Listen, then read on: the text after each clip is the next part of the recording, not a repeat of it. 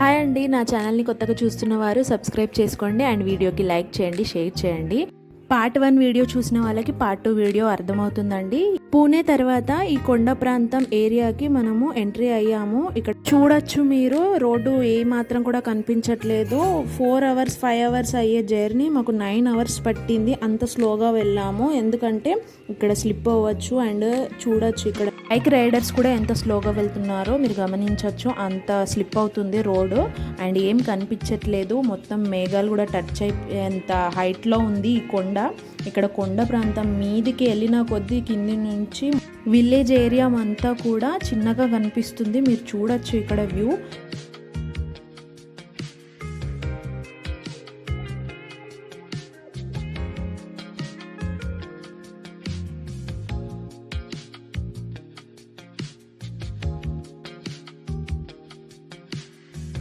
మనం తిరుపతికి వెళ్ళేటప్పుడు వెదర్ ఎలా ఉంటుందో అలాగే ఉంది అండ్ అంతకంటే ఎక్కువగానే ఉంది.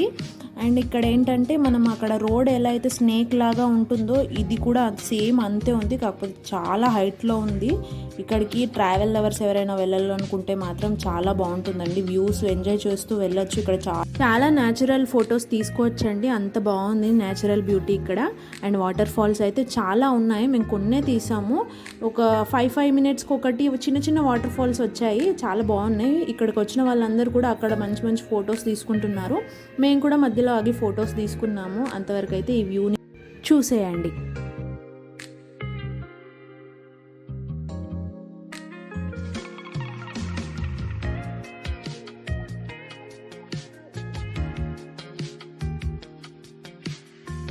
భీమాశంకర టెంపుల్ స్టోరీ చెప్తానండి. అయితే భీముడు అండ్ వాళ్ళ తల్లి కర్కటి ఇద్దరు కలిసి కొండ మీద నివసించేవారంట పూర్వకాలంలో. అప్పుడు ఒకరోజు భీముడు తన తల్లిని అడుగుతాడనమాట, తల్లి నా తండ్రి ఎవరు, మనం ఇద్దరమే ఇక్కడ ఎందుకు నివసిస్తున్నామని అడిగితే కర్కటి సమాధానం చెప్తుంది, తండ్రి నీ తండ్రి ఎవరో కాదు, రావణాసుని తమ్ముడైన కుంభకర్ణుడు అని. ఆ కుంభకర్ణుడిని చంపింది శ్రీరాముడు. అయితే నీ తండ్రికి దగ్గ తనయుల్లా నువ్వు కూడా కావాలి శక్తివంతుడిగా అని అంటే భీముడు ఏం చేస్తాడు, బ్రహ్మదేవునికి తపస్సు చేసి అపారమైన బలము అపారమైన ధైర్యము కావాలని కోరితే బ్రహ్మదేవుడు వరం ఇచ్చేస్తాడన్నమాట. తర్వాత ఏముంది, భీముడు తర్వాత అన్ని రాజ్యాల మీద దండెత్తడం మొదలుపెట్టేసి రాజులను చంపేసి రాజ్యాలను స్వాధీనం చేసుకుంటాడన్నమాట. ఆ తర్వాత అప్పట్లో కామదేశాన్ని పరిపాలిస్తున్న రాజు శివభక్తుడు.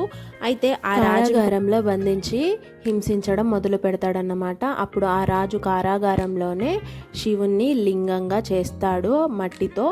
మట్టితో చేసిన లింగానికి పూజించడం చూసి భీముడికి చాలా కోపం వస్తుంది. అప్పుడు అంటాడు, నువ్వు ఈ పూజ చేస్తున్నావు కానీ వీడేమైనా వచ్చి నేను రక్షిస్తాడా అని అంటే ఆ రాజు ఇలా అంటాడు, నీకంటే శక్తివంతుడు ఈ ప్రపంచాన్నే పాలించేవాడు ఈ శివుడు, ఇతన్ని నమ్ముకొనే మేమంతా ఉన్నాము, ఈయనే మమ్మల్ని రక్షిస్తాడు అని అంటే ఆ భీముడికి ఇంకా కోపం వస్తుంది. వచ్చి అతని చేతుల్లో ఉన్న ఒక ఖడ్గం తీసి ఆ మట్టి శివలింగం మీద వేటు వేయబోతే ఆ శివలింగం నుంచి శివుడు ఉద్భవించి భీముణ్ణి చంపేస్తాడన్నమాట, అంటే భస్మం చేసేస్తాడు. అప్పుడు కర్కటి తన కొడుకు మరణాన్ని బాధిస్తూ శివుణ్ణి అనేక నామాలతో స్తుతిస్తుంది. అప్పుడు శివుడు నీకు వరం ఇస్తాను కోరుకో అంటే కర్కటి ఇలా కోరుకుంటుంది, నా కొడుకు పేరు చిరస్థాయిలో నిలిచిపోవాలి, కీర్తికెక్కాలి, అదే కొండపైన జ్యోతిర్లింగముగా వెలియవలెనని కర్కటి కోరడంతో ఆ కోరికను మన్నించి పరమశివుడు భీమాశంకర జ్యోతిర్లింగంగా అక్కడే భక్తుల కోరికలు నెరవేర్చే శివలింగంగా అక్కడ భీమాశంకర లింగంగా వెలిశాడు. ఇక్కడికి వెళ్ళేటప్పుడైతే ఏరియా చాలా డేంజర్గా ఉంది. మొత్తం మేఘాలు కమ్మేసేంత వైట్నెస్ తోటి అక్కడ అసలు డ్రైవింగ్ చేయరాకుండా ఉంది. మీకు ఎంతమందికి తెలుసు శివుడు కర్మఫలదాత అని? మనం చేసే ప్రతి కర్మం వెనుక మంచిదైనా చెడ్డదైనా అది దానికి ఫలితాన్ని ఇచ్చేది శివుడే అని మీకు తెలుసా? ఎంతమందికి తెలుసు? కామెంట్ చేయండి.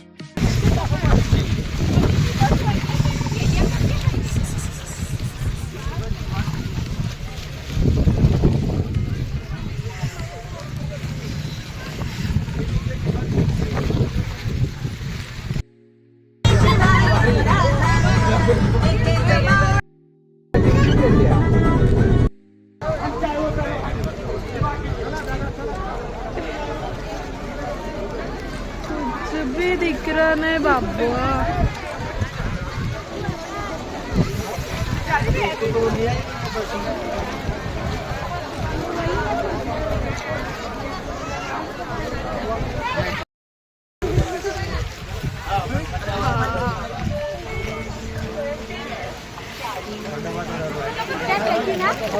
हाय कर हाय फ्लाइंग किसने मम्मी फ्लाइंग किसने चलो क्योंकि बारिश का टाइम है ना क्या पूछे चल गए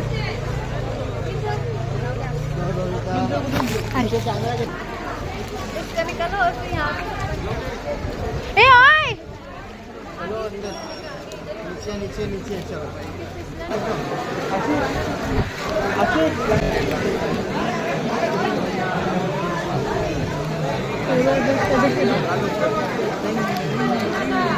आया क्या इकडे पुढे देखते ना नीचे बहुत